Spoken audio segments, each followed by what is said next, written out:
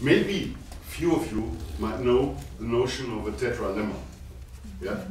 I will go far beyond that.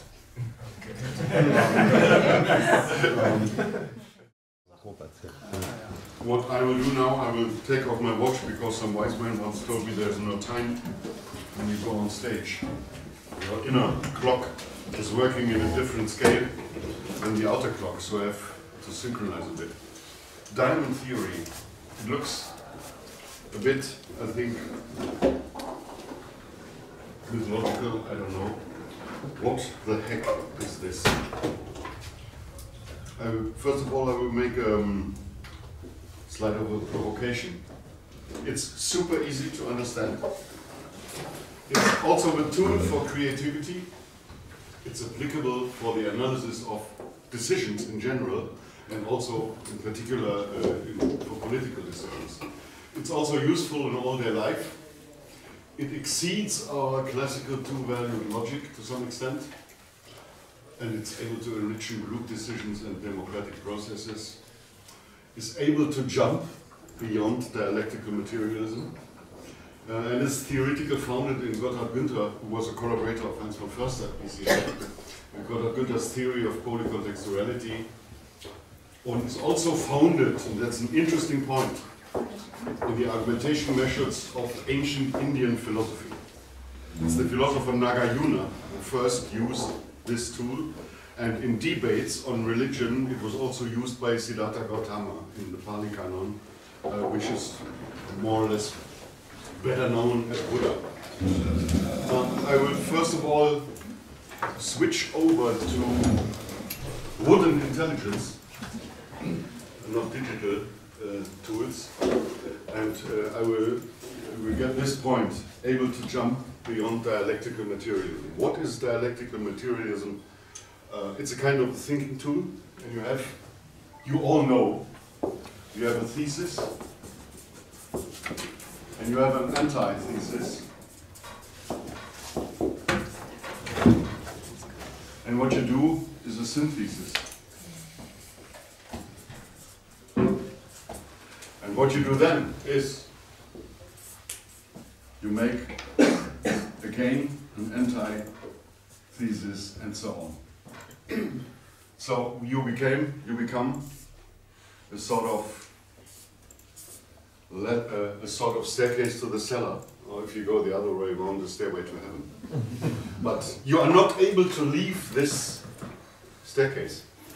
You are not able to jump in another system, and I will now show you how we can together have the chance to jump in another system. Oh, it's with animation. I don't like this, but I was not able to fix it. I was just concentrating on making it in English.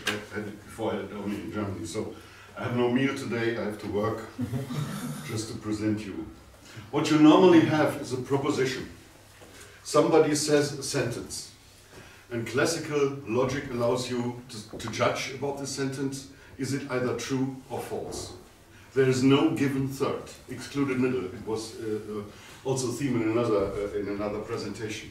And to the proposition, you have also an opposition, and you are not able to bring them together. On the other hand, you have this thesis, antithesis, and you can build this staircase.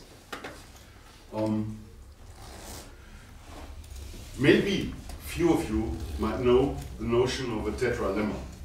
Yeah, I will go far beyond that.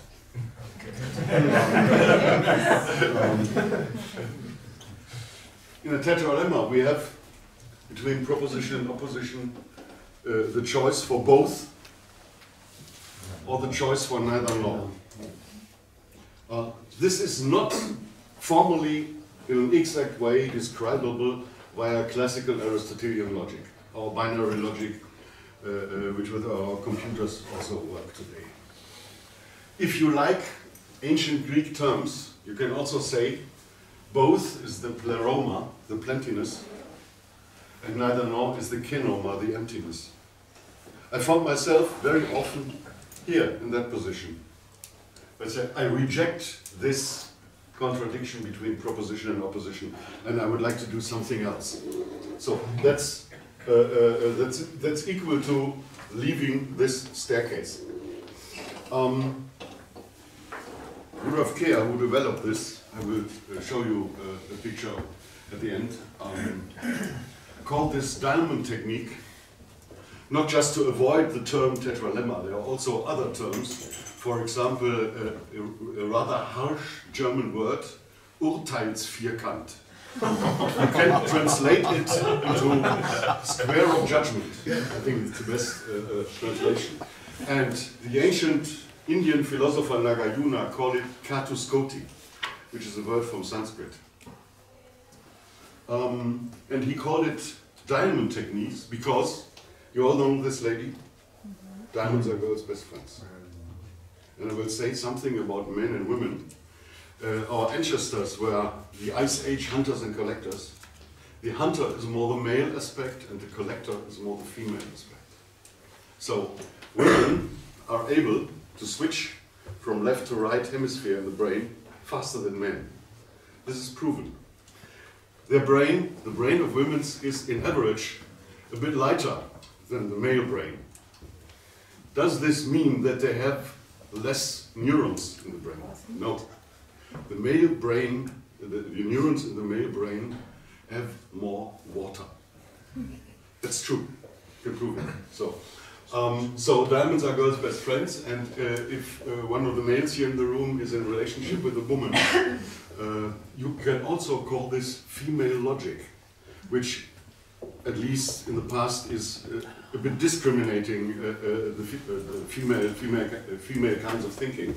But what every male who is in a relationship with a woman, in a serious relationship with a woman, is able to say when you discuss in your relationship things about organizing your life, you have very often propositions and oppositions represented by the both partners of the relationship. And when men is thinking about this or that or this or that, your woman, your wife, is already here or there.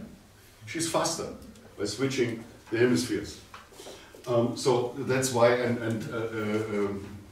Rudolf Kehr died in, unfortunately, died in 2016, and he had a great sense of humor and also a bit of a guy. To his life philosophy belongs a life without women is rather boring. As a male person, you think about that, and I think it's the other way around. Both together we are, to some extent, a bit complete and can do such interesting things. You can also, this is only in German, I apologize for that, I was not able to translate it. You can also put to the four corners of this diamond, you can also put questions on it. What about when a problem is solved? What about when an exception is the leading rule? What about when neither the problem nor the solving of the problem are relevant? What about when the problem itself and also the solving of the problem are in right, are valid? If you think about your own life, what allows the problem to you deal with? What disallows the problem to you? And then the questions on the up and down, the upper corner and the lower corner, what allows as well as disallows the problem to you? Or the next question is the other way around, it's neither nor, and so on. This is a set of questions, and you can iterate this to some extent. You can use this, for example, in psychotherapy to help people to get more clear consciousness about their individual problems. Oh no, this I will show you now. I will go back. I will now start at a completely different point. Everyone of us is allowed to draw a small circle. That's okay. This means the basic philosophical, metaphysical allowance to put a sign to a wall, a small circle. And then we can proceed. We would like to put another sign And we can do this and this. Now we have two circles. This is the 1 and this is the 2. But where in the world is a law or a rule that says that the both ones who compose the 2 have to be the same? So you can do also that. A circle and a triangle. This is also a 2, but this 2 is composed of 2 different ones. And that's the basic thing, to write down a difference. There is no content in here, it's just abstract symbols. But here we have a difference. This is a 2 with a difference, and this is a 2 with identity between the both ones. And we can, of course, we can drive this further.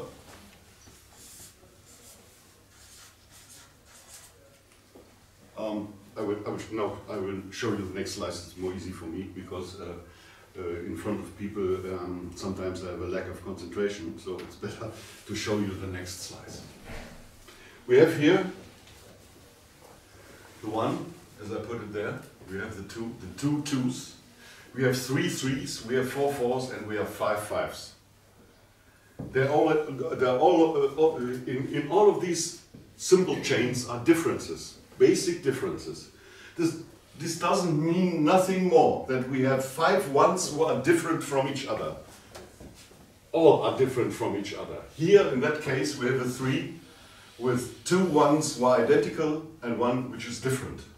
You can change the symbols here. You can here make 2 squares and 1 triangle, or you can make 2 triangles and one circle. It doesn't mean anything. It's just one way to put it down. And we are now deep in the matter of dialectical numbers developed by Gotthard Günther. If you think, this is the chain of our natural numbers. 1, 2, 3, 4, 5. 5 means 5 identical ones added to each other. You can also calculate, compute with this. And this, for example, if these are the natural numbers, and this is for us at the moment the unknown country in mathematics, terra incognita in Latin. And you can calculate. This is the proof. You can proceed from here to here. An intra-successor, you only change one sign and put down another sign so that you have one different sign and 2 identical ones. You can make a proto-trans proceeding. If you go from here to here, you add a new sign which is different to both of the 2 signs before. And you can also proceed in that direction. For example, here you have 3 identical and 1 different, and now you have 4 identical and 1 different. So you add 1 identical. You can add and you can do addition and subtraction in this kind of map. And if you look in detail, here we have a tetralemma, and here we have another tetralemma. And our single solitarian tetralemma from the beginning has now brothers and sisters. That's an interesting point. The problem, if you tackle with the leading problem, if you tackle some notion, some context or whatever, you don't know where to start. You don't know how many aspects have to take place in your problem-solving strategy. That's the problem. Next thing is, that's the chain of natural numbers in a more metaphorical sense. The next one, what do you prefer? Chains of ones, all identical, made identical, of course. In real, they are not identical.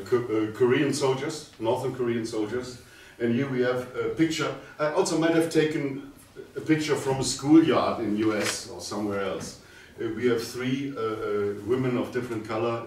This photo is taken from a campaign from Estée Lauder. I don't know how to spell it. It's the perfume and that stuff. So I think it's clear what you prefer. I might have put also 3 different males here. Okay. When we go further, how many time do I have? How much time do I have? 15. 15. Oh, it's okay. That's really nice because we can go into interaction if you like. What we had before is this structure. Here, fourfold, four identical, three identical, one different, two different ones, and all four are different from each other. We can, on the other way around, develop our system of quality numbers, I would like to say, kinograms, it was the term used by Gotthard Günther. We can make another two arithmetics. The first one is called the proto-structure. This is same spelling, mainly the same spelling in English. The proto-structure. The second one is called the deutero structure. There's also a trito structure. From that to that point, here is only relevant how many differences of symbols we have in the sign. If you write this the other way around with a square above and both circles downwards, it's the same. This is meant by that. And if you abstract within the deutero structure, this is identical, of course. You can abstract here. This means we have two different signs, two times, and here's only the presence of one different sign, and in the trito structure, the position is relevant. The position is not relevant here. The number of differences is not relevant here. So you have three abstraction levels, and this one here, if you know, and I didn't have the time to make truth tables of the operators of the classical logic. These are 15, and if you go, let me say, yes, until here, until position 9. We have only, it's 8 columns. In this 8 columns we have only 2 signs. What does this mean? For example, the identity, or let's say the conjunction, the logical operator of conjunction says a statement C is only true if A and B are true. So you have only one combination. This is the case here in column 2. No. Yes. 3 are false and 1 is true. In disjunction, which is the OR operator, you have 3 true values and 1 false value. So you can fill this up until here with the truth values of classical logic. T for true and F for false. And this 8 columns, if you negate them, you have 16, of course, 16 different columns of true and false values. But in structure, here it has no meaning which truth value is laid upon that. I mean, the column true, true, true, false has the same structure as the column false, false, false, true. They are the negations of each other. And the leading argument of Gotthard Günther was, okay, the classical logical two-valued system is morphological incomplete. Of course we can, on 4 positions, at least have 4 different symbols. And the question is then, what does this mean logical? It's the foundation of the diamond theory in Gotthard Günther's theory of polycontextuality. Usually it takes 6 hours, and I have 2 days to go into meditation just to be able to explain a bit of it, of this polycontextuality stuff.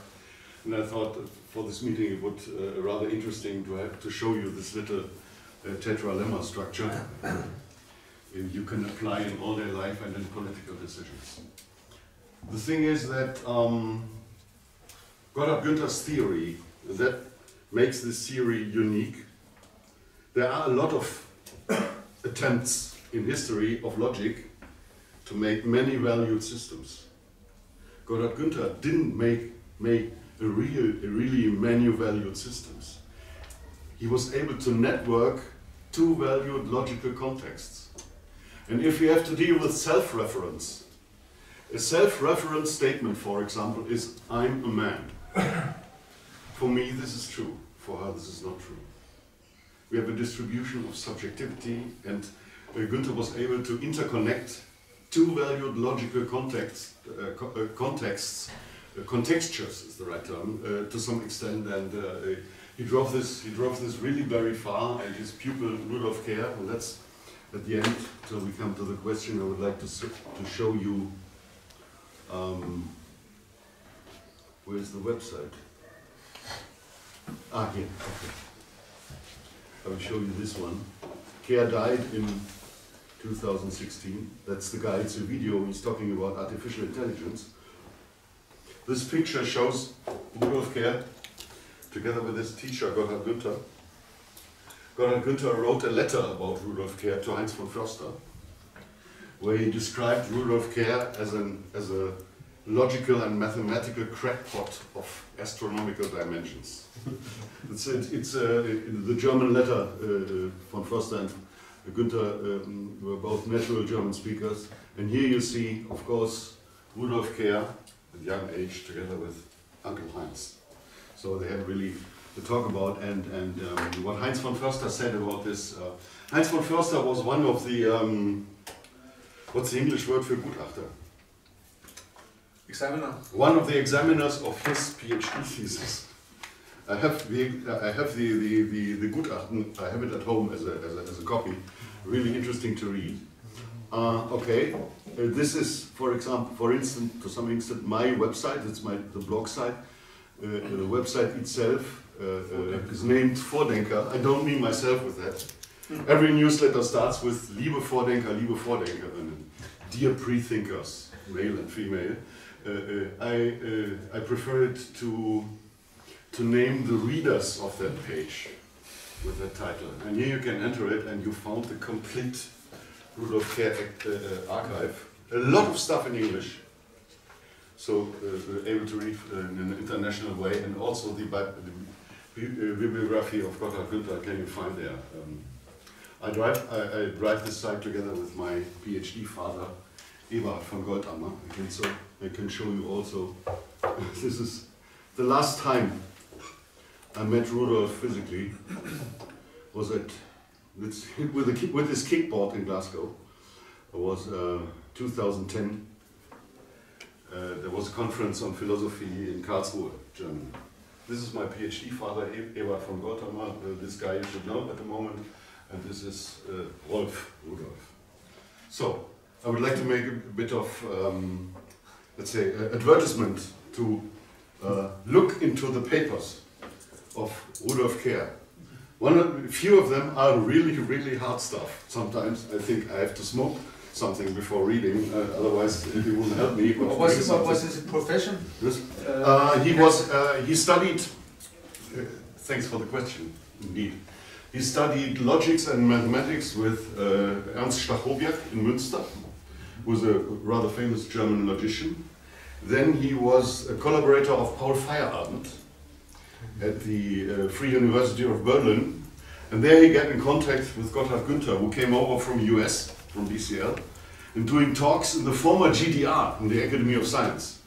And okay, this Günther guy is coming from BCL, which is a logical computer lab, and we would like to know what the Americans do there, bad things, that stuff. We would like to know this in the Eastern Bloc. And Günther's talks always started with one statement to the people in the GDR. You are not real Marxists. You are not real dialectical materialists. And I'll prove you. So he wasn't the diplomatic kind of guy.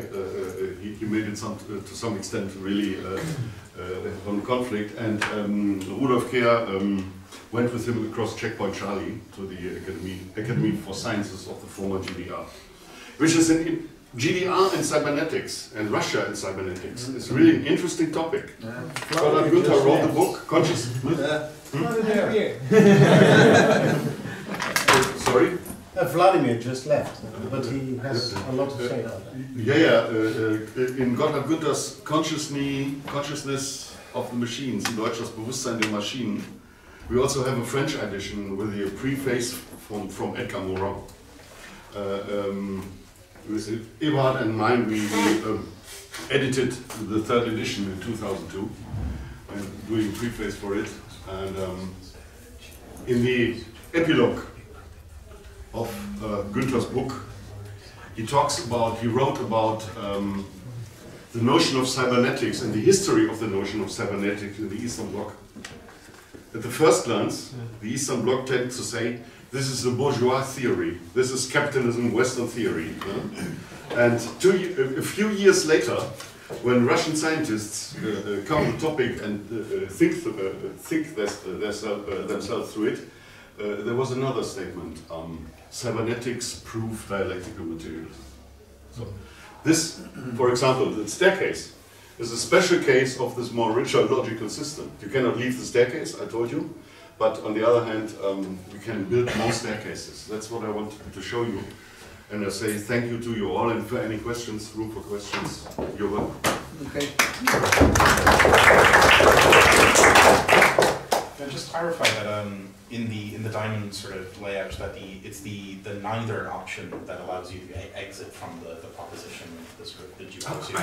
Oh my God, I forgot. I have two rather clear examples. Okay. Yeah. For example, if you're a traveler, you have the situation of arrival. And you have, what's the contradict? Departure. Huh? I'm going to make it short. So, what is both? Both is when you change train at the sort of main station. You arrive and you depart. Yeah? Transit. And what is transit? Were the new notion for it? Of course, you can rename it and all the other. And what is neither nor? That's what I do. I'm living here on the other side of the Rhine. This means stay. Okay. Huh? Yeah. Next one, which is more metaphysical. That's the last one, of course. Jews, Christian people, and Islamic people, you can reunite as theists. They believe in the existence of God. It doesn't matter how you name him. No. The opposite is the atheist. He believes in the non-existence of God. What have both in common? Belief. Yeah? It's belief. And the neither nor option, in contradiction to belief, knowledge.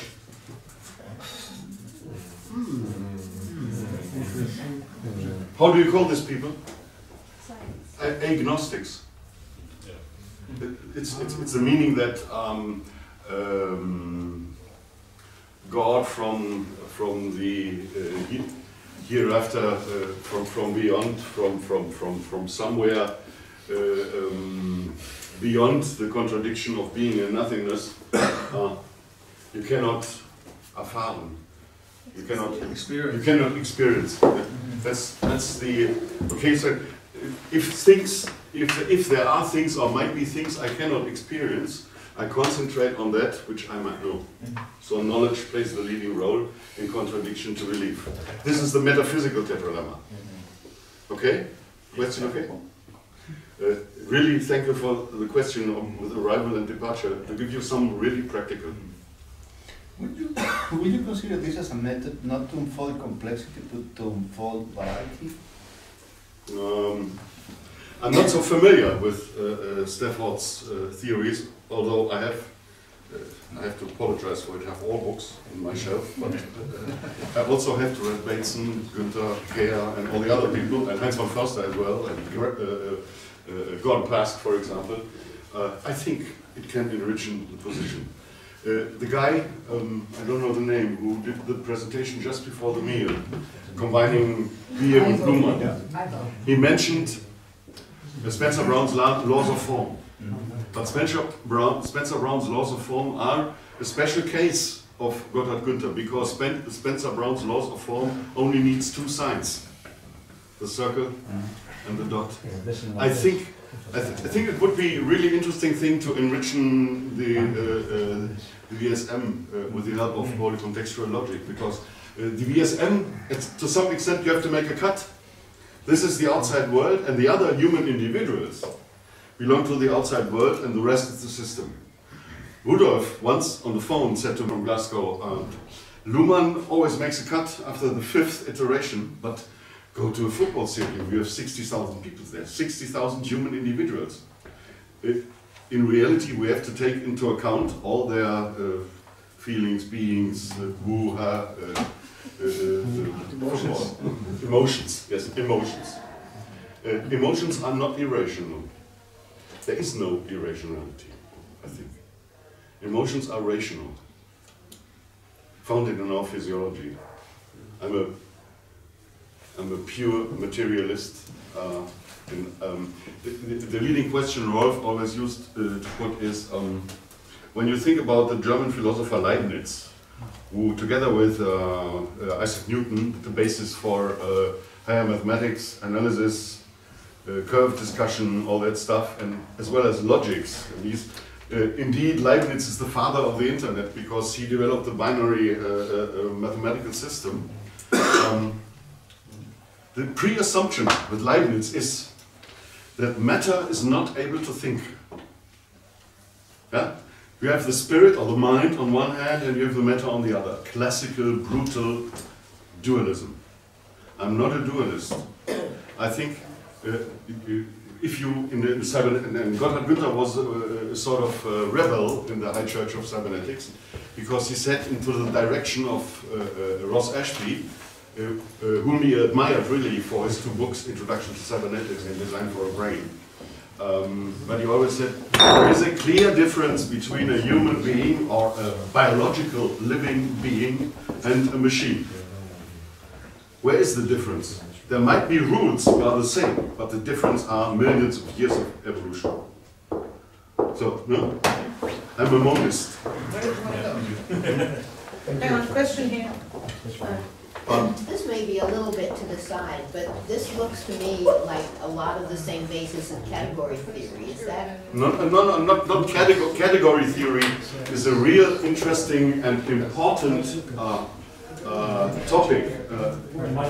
One practical problem of category theory is taxonomy in biology. Yeah. So animals and plants and fungi, Pilze and so on. And you can apply this. For example, one application of polycontextual logic to taxonomy, to, in that sense, a special case of category theory is that our nearest neighbors in evolution are said to be the chimpanzees. If you look in detail, myoglobin is an enzyme inside. It's the oxygen storer in muscles, myoglobin. And the structure of human myoglobin doesn't differ very much. It differs really less from those of pigs. So in that context, the pig is our nearest neighbor. Okay, question answered? Yeah. I mean, you can apply this to category theory, which is really important for the future. To have a category theory, differences, for example, differences to tackle in a constructive sense, to tackle the differences between emotions, mentalities, cultures, and all that. This is my hope, but somebody has to do the real hard work.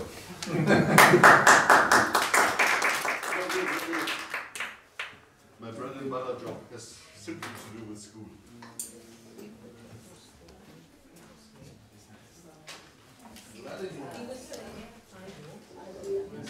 Das hat alles super funktioniert. Ja, War gut? Also Das ist alles sehr interessant, aber ich verstehe kein Wort. aber du hast alles aufgezeichnet von Anfang. Ich gucke mir das noch 10-mal an, vielleicht verstehe ich da was. Wir können die Untertitel zusammen machen, also kurze Summary, Executive Summary. Wir sind aber noch live jetzt hier, ne? Ah, sehr gut. Also die läuft noch. Gerade erst von draußen. Warst du nicht, also Luhmann und Stafford Beer und was noch war dabei? Mit allem. Luhmann mit allem sozusagen, also mit Stafford Beer, VSM und Critical Marxism Theory. Ja.